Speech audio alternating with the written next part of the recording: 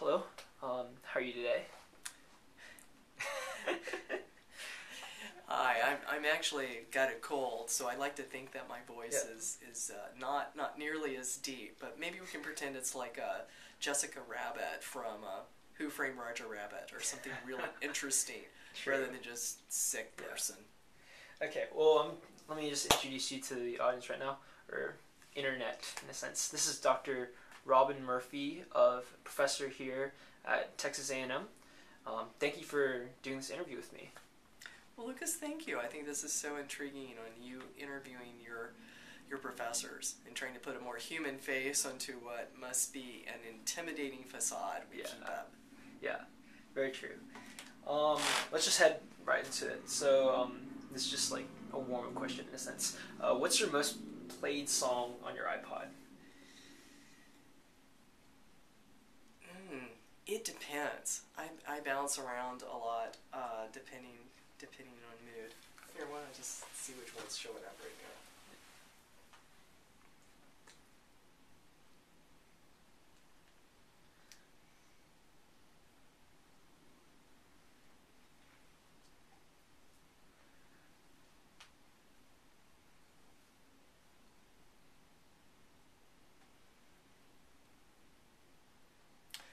Oh yeah, interesting. I forgot. I just have been listening this week to Pink Floyd, "The Dark Side of the Moon." It's an old classic. Oh yeah. Old classic one, but it's nice to go back sometimes to that. Yeah, definitely. Is Pink Floyd like your recent favorite in a sense? Like you've gone back to you've just like in a sense like it's one of those bands that you always come back to listen to in a sense. Oh, for me, no. I hadn't listened to it in a long time, and there was just something that made me think of what is it? I'm trying to think of that, On the Run. You know, some of this Breathe. That's the song that just somehow triggered. And I said, I haven't listened to this in about, I don't know, years. Let's go back and play that. And that's one of the things I just love about iPhones is that we were listening to Keith Richards' autobiography. You know, the guy from the Rolling Stones has all the fantastic riffs. Yeah. And he has an autobiography, and we listen to audiobooks, my family. And so he would dissect different songs. He would say, well, so this came from, and we could just bring up the song as we're listening, and we could hear what he was talking about. And that ability to merge so many media, hey, it's just so cool to be your age. I mean, it's great to be mine, but there's so much more to come. Yeah, especially with just musicians and I guess creative outlets in general. Kind of like what you're doing in your work right now. So before we get to that, like you mentioned, like listening to like the Rolling Stones and like Pink Floyd. Where did you grow up exactly? Because you're obviously like not from Texas. You don't necessarily have like a Texas wall. So I feel like the Lyle Lovett song, "You're Not From Texas," comes to mind. I was born in Mobile, Alabama, and then we moved when I was in elementary school to Georgia. So I was raised in South Georgia. Okay. So it's kind of like rural Texas. Yeah. Kind of very, very similar, only much more swampy. Alligators. Oh, yeah, we were there.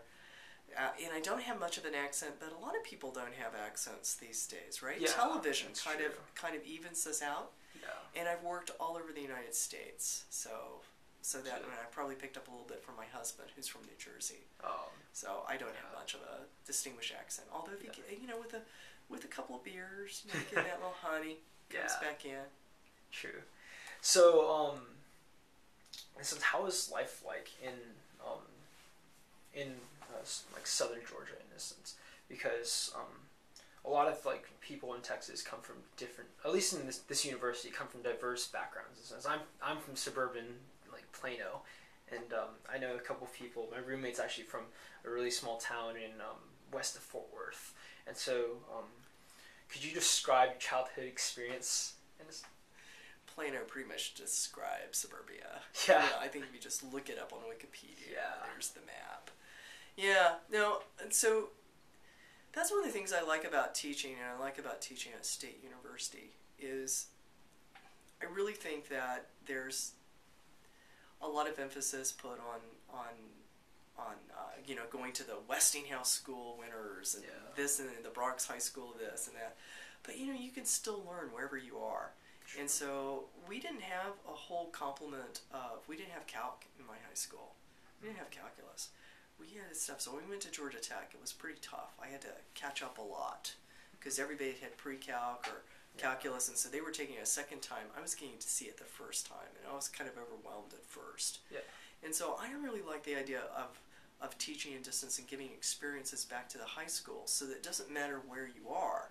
If you've got an interest in something, you can learn it. You have access to it. And I think that's one of the coolest things about the web.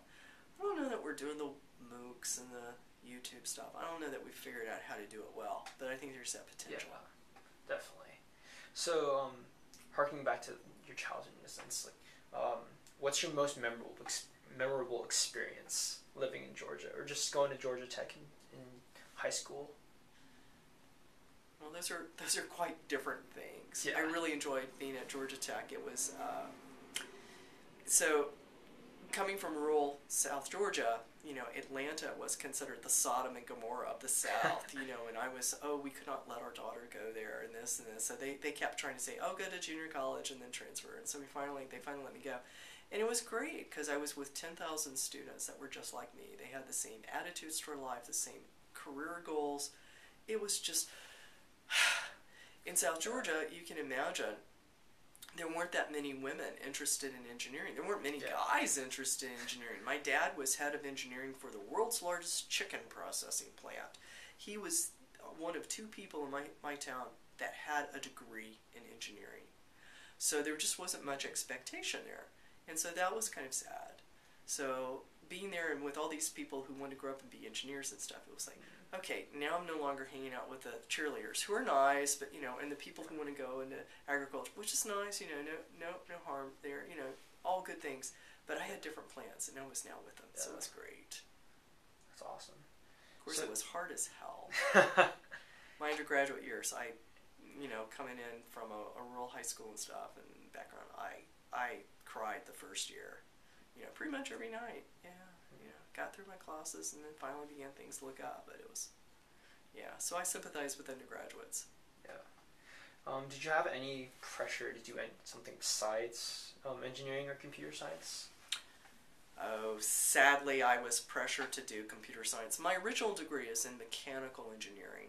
Apparently, about the time I was 8 or 9, I decided that the obvious two choices for me were either be a physicist, nuclear physicist, or to be a mechanical engineer. My dad was a mechanical engineer, and I decided, I reasoned with myself, and that a mechanical engineer would offer the most to the world, was the broader degree.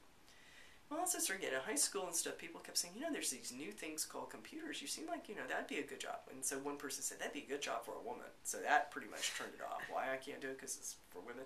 So that was a bad thing. And then there was just this whole telling me what to do. I had decided that, well, it turns out I'm not a very good mechanical engineer. I got my bachelor's in mechanical engineering. I worked as a mechanical engineer for several years in industry and kept doing more stuff with computers. And then I went back just to get a master's in computer science because mechanical engineers know nothing about computers, and I thought I could make a lot of consulting money.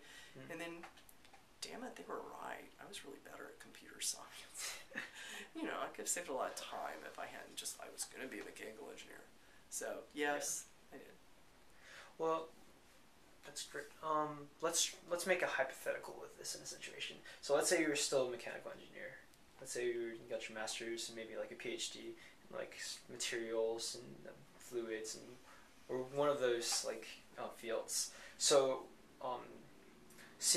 knowing your work now, what would you want to do with that mechanical engineering degree? I think one of the things that I did get out of the mechanical engineering degree that's been very useful, besides the whole engineering mindset, is to be able to talk with engineers to understand things like Jacobians and that, is the whole idea of guidance, navigation, and control, the control theory aspects. I do artificial intelligence for robots. You can think of that as kind of this level of the brain versus the very tight, coupled, closed loop things that we think of muscle memory and things like that. So that helps me understand both worlds, even though I live more in the cortex. Yeah. So, you said you were kind of peer pressured into doing like computer science, if I understood that correctly. No, Yeah. I was never peer pressured. I got to it by act. I finally admitted defeat. Oh. Is that so? I got my mechanical engineering degree, worked as a mechanical engineer, kept doing computer science, and then went back in computer science only to get a master's. And then once I started taking computer science courses, I loved it. Everybody was right. I was successful in resisting peer pressure, but I should have been peer pressure. I should have succumbed to peer pressure. Yeah. That was a mistake. Yeah. So, when you finally did fall in love, like, what are some qualities of computer science that appeal to you? Yes. Well, they were making me take, because I came from mechanical engineering, I had to take a year of probation of taking key undergraduate classes, including data structures. So there I'm sitting in, and here is, they go through hash tables and collision resolution on hash tables. You can, it is a clever mechanism and stuff, but you occasionally get the same thing with the same address. You have to have a plan for deconflicting. No biggie, it's well understood. Except I had worked for a company where they had had a major spill because they didn't have collision resolution. The engineers who were writing code, because everybody knows you can just software soft, anybody can do it, right? Yeah. You don't really need computer scientists to do. Knew about hash tables, but didn't know about collision resolution. So I saw, it was like this, oh my gosh, there's this whole world where people have already thought through these things. They know how to make them provably correct. And, the rest of the world doesn't know this. This is so scary. So it was more so like the practicality of it. Just the moment one could see, people are going like, oh, my first year of computer science is so boring, we've got data structure. Man, I knew why that data structure was there and why it was important to learn it. And so it was very easy for me to believe the rest would be valuable some point later, even if I couldn't see a reason for it. Yeah. And my professors were horrible at giving examples. Here, learn this data structure. Okay, whatever. But I knew, I could see from that one example, this was going to be valuable. I just needed to, hang in there and learn it. That's great. So you mentioned, like, your professors not showing enough, like, real life examples of, like, how these data structures apply to the real world. What are some things that you wish to show your students, in a sense, so that they can be, like, even if they don't see the applicable nature of, like, certain things, such as, like, how to debug like a block of code properly. What do you want them to see from that? Not necessarily the most interesting thing. Yeah, I think that for me it is about creating examples. One of the most fun classes I've been teaching is my robotics class. I get to teach it every other year, but I've shifted it to where the lectures are online, so that during class we can concentrate on a challenge project. It's a scaffolded project. Starting out, well, here we have this larger problem. This week how would we design this part? And then next week, using the stuff in chapter 2 and 3, how would we design this part? And then and so that's really fun, right? Because it's a built-in example. So you've got whatever examples are in the textbook, but then you've got this whole thing that is, you're going to be programming, and you're kind of programming in increments and seeing, well, is that really the best choice of algorithm, or is that, how would I do it? So I really like that. And so I try to add examples when I can into my classes, because I think that's what we all need. Yeah, especially. You were given the correct me if I'm like mispronouncing this, the Aobe Outstanding Contributor Award for your work on rescue bots. Describe how you became involved in robot design and like for applications regarding urban search and rescue. Well, I got into robots kind of indirectly. I had a fellowship at Georgia Tech when I went back for grad school. I went from being, going from mechanical engineer to come back and that. And I'd gotten a computer integrated manufacturing fellowship, and you had to work for a professor in computer science. And there were only two. There was this really old guy, really smart, one of the founders of the field of computer science, but he kind of shuffled down. He was so old he could just kind of shuffle down the hall. He was spoken this Lithuanian accent. And he just did all math and would just draw on and on. And I thought, please, dear God, Well, the other choice was this new professor, Ron Arkin, who did AI robotics, and we knew all that AI's bullshit, you know, and robotics I knew from mechanical engineering was pretty stupid, but okay, better go with the devil you don't know, you know, than the one. Well, I fell in love with it. I mean, within a month, the AI is so fascinating. The cognitive engineering, how you put that into a mechanical creature, how you do this is just fascinating. I'm still learning. So that was how I got into that. It was not because I knew, oh, I always want to do robotics. It was like, no, I don't know what I want to do, but I'm pretty sure I don't want to do it with him, you know, kind of thing. And then I got into rescue robotics. Is that when I graduated with my PhD in the 1990s, there was a lot of talk. We were all setting up for what later became the Mars Sojourner robots, where you have small robots, multiple ones of them. You make them smaller and less smart, more like animals. And so that was and you can make them cheaper. And so that was very cool. And so I was looking at small and able to handle unpredictable terrains and stuff. And then the Oklahoma City bombing happened in 1995 and the Kobe earthquake. Both great cases where people are trapped. You can't get to them, but if you'd had something small, you could have crawled in there. And if you could have crawled in there, you could have helped find people or stay with them, talk to them over two-way, something with that. And so that became a very compelling case study for me. So at that point, because I'm a professor, I can do research in whatever I want to. So I went into search and rescue and began learning about it. And in 1999, began working with Florida Task Force 3, and they were really great and trained me, and I began to learn quite a bit. So ever since. That's great. You mentioned during the beginning of the semester how when you were first introducing graduate students who would be the teacher assistants for the Engineering 112 class. And so I remember you saying the statement, instead of thinking of them as sort of like these foreign people who just like, who have a funny accent and can't really who don't really understand you necessarily, think of them as like people who've struggled to make it to here in order to like study what they're studying right now. What prompted you to like have that shift in mindset, or did you always have that mindset? No, I didn't have that mindset. You know, I'm like everybody else. Why do I have a foreign TA? You know, complain. I don't understand what they're saying. What are they doing? You know that. Okay. And realizing that since, you know, as professors we look at everybody who gets admitted to grad school, these are top people, and they're coming to another country so they can get even better, because the United States has the best, most creative schools. So these are people worth learning from. And the fact that there's, you know, a funny accent is not, and particularly in something like C++, I mean, at some point you can type and write on the board, you know, is to give them a chance. Because I think it's really easy for undergraduates to get into this, oh, you know, I'm a paying tuition and I'm being cheated by having these students, you know, I want American TAs and I want, you know, this. Yeah, I just wanted to throw it out there, you know, a different paradigm, a different way of looking at it. These people are actually smarter than the Americans that apply. We accept based only on merit.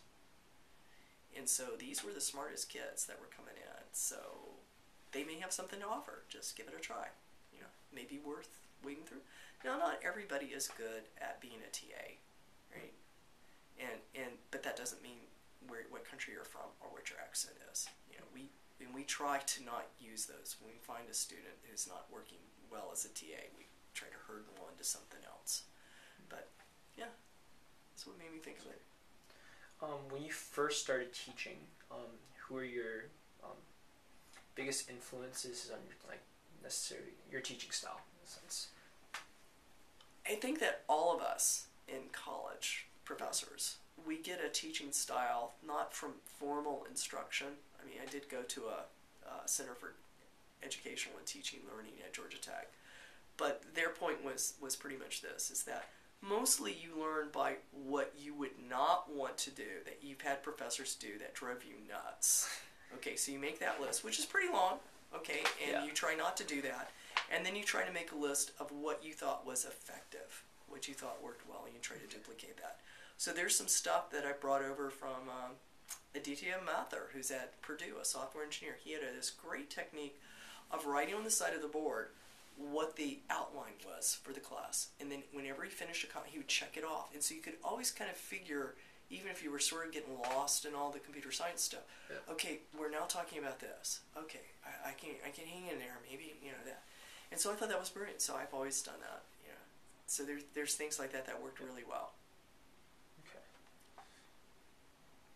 What's the hardest thing you've ever had to experience? Oh, well, are we asking personal or? If you're comfortable with personal. My daughter passed away when she was 17 years old, so that just wins hands down. So she was born with a kidney defect, so we were fortunate to have her for as long as we did. But that's, got me there. I'm sorry to hear that. Yeah. What sort of consolation can you give to people who have lost like a family member in a sense? Because as I said earlier, a lot of kids come from in college come from different backgrounds, and like some of us have lost loved ones before like coming into college in a sense. I don't know that I have anything to say. I had a lot of people say a lot of stupid things to me.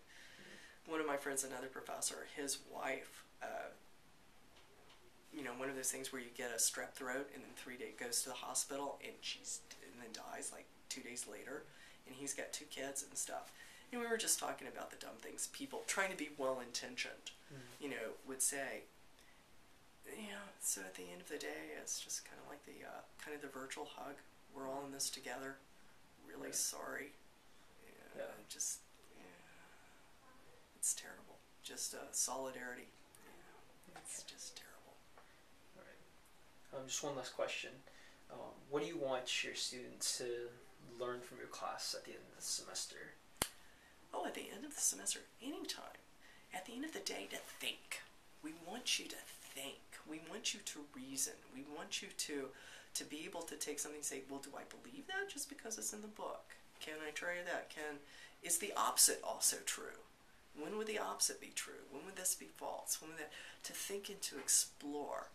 To know that, and that means that you can learn, and that you don't need us to learn. I think one of the biggest things to walk away from an undergraduate education, we say when the students come and become graduate students, we say, we're not really worried about you learning because you already proved you could, because you've gotten at least a couple of classes where you had to learn it from the book. For whatever reason, the teacher wasn't clicking with you, or the style of presentation. And so getting that confidence that you don't have to be fed. You can do this yourself, because you will. You'll have to teach yourself so many things in the upcoming years with your career, and you'll want to, because you're going to one of the better schools in the country. You're going to be seen so much more. You're going to be expected to do so much more, because you're just going to naturally gravitate to the top. But that means to stay on top and to understand what's the next thing. And there are no books written about the next thing. You've got to learn that, and you've got to teach yourself. And so not to think that that's something that other people do. That's what you do. And so that's what I want you to walk away with. And then if you learn the subject material and can recall even 10% of it, that's a win. But the idea of learning. That's great. Just to end it off, do you have any shout-outs, just extra comments that you'd like to say to the people watching this? Oh, well, a shout-out to the people watching. Dudes, don't expect your life to be a monotonically increasing function, which means a straight line going up. And sometimes they call it in the military the charts, they go up and to the right, because everything just seems... And people's lives always look like, the successful ones, like it was just a straight, wonderfully logical progression. I have a friend who was head of the AI lab at MIT, and when he was head of that, he had a small little framed letter. And it was basically a letter saying, that he would never, they weren't even going to let him be on the faculty, that he just wasn't, that. And he persevered, and now he's head of the whole, or at that time was head of the whole thing. And so there was no way, he didn't have a straight line up and to the right. And yet he's just incredibly successful. So don't let the small stuff get you down. You may not be the straight A student anymore. That doesn't mean you're not a valuable person or don't know stuff. Just hang in there. do the things that are that you're calling. Find those. Be the best person you can, and it'll just look like it's up and to the right. Hang in there.